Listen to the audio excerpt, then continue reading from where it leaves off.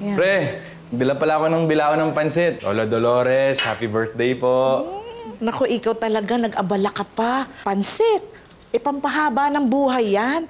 Gusto niyo pa bang umabot ako ng 150 years old? Eh di mas okay, Lola. Mas gusto ko yun. Mas matagal kitang makakasama. Kung yan ay gusto ng asawa mo. Ay, naku, Lola Dolores. Naku, syempre naman po, Lola. Gustong-gusto ka po namin makasama ng matagal na matagal. Kasi po pinaranas niyo sa amin, sa akin, ang pakiramdam ng magkaroon ng tunay na lola. So, thank you po. Ikaw talaga. Basta't bawas-bawasan mo yung pagiging matigas ang ulo. Basta po babawasan din natin yung mga pamahiin. Ikaw talaga ba? Dami mong alam. My love? Love? Apo. Ay, Apo. Mangalala ka na ba? Hindi mo pakawalan. Philip!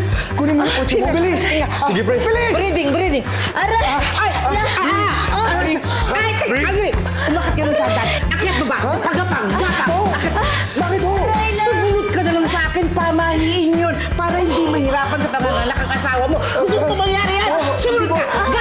Gapang. Bilis sabi na ano. Gapang. Gumapa pa. Balik! Ayan, parang medyo okay na. Ayan. Ha? Okay na ba?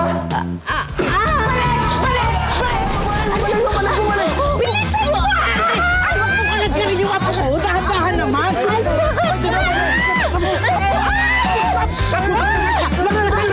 Yan ang sinasabi ko sa'yo, Apo. Dasal ka na. Bilisan mo.